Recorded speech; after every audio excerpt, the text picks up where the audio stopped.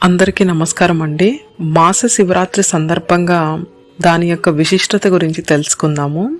మాస శివరాత్రి ప్రతి నెల వచ్చే మన శివుని పండగ. శివుని జన్మ తిథిని అనుసరించి ప్రతి నెల కృష్ణపక్షం చతుర్దశి నాడు ఆ బోలా శంకరుని ఉద్దేశించి చేసుకునే పూజ. ఈ రోజున ఉపవాసం, ప్రదక్షిణలు ప్రత్యేకముగా విశిష్టముగా ఉంటాయి. చాంద్రమా మనసో జాతః అనే పెద్దలు చెబుతూ ఉంటారు. అంటే చంద్రుడు మన మనస్సుకు కారకుడు.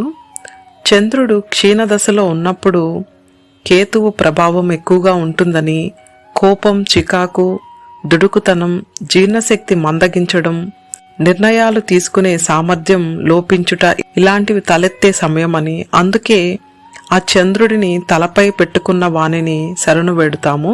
బోలాశంకరుడు 4 చుక్కల నీరు పోసి 3 దళాలు ఉన్న బిల్వదళం మనసారా పెడితే సంతోషించి వరాలనిచ్చే వరదుడు.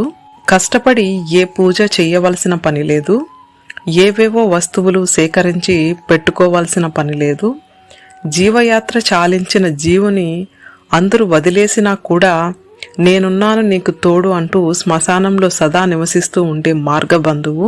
లోకాలలో ఏ కష్టం వచ్చినా నేనుంటానంటూ ముందుకు వచ్చి కాపాడిన పరమాత్ముడు.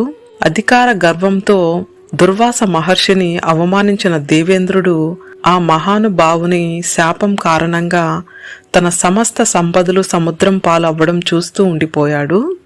ఆ తర్వాత తిరిగి వాటిని పొందడం కోసం దానవుల సహకారంతో మందర పర్వతమును కవ్వముగా చేసుకొని, వాసుకిని తాడుగా చేసుకొని క్షీరసాగరమును మదించినప్పుడు ముందుగా లోకాలన్నిటికీ భస్మం చేస్తుందా అని అనిపించేలా ఉగ్రతతో హాలాహలం పుట్టింది.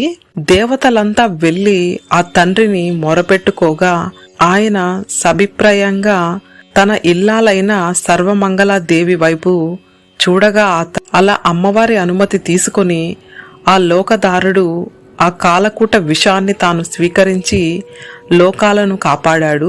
క్షీరసాగర మదనం మరలా కొనసాగేలా చూశాడు. తన లోపల ఉన్న లోకాలకు కష్టం కలగకుండా గొంతులోనే నిలుపుకొని శ్రీకంఠుడు, గరళకంఠుడు, నీలకంఠుడయ్యాడు.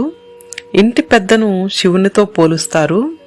జీవితంలోని ఆటుపోట్లను, కష్ట నష్టములను, అందరూ చేసే తప్పులను గొంతులోనే దాచుకొని భార్య సహకారంతో లోకాల్ని చల్లగా నడిపేవాడు ఈ ఆది గృహస్థుడు. ఈ మాస శివరాత్రికి మన శివయ్యలోని ఈ లక్షణాన్ని మనము అలవర్చుకునే ప్రయత్నం చేద్దాము.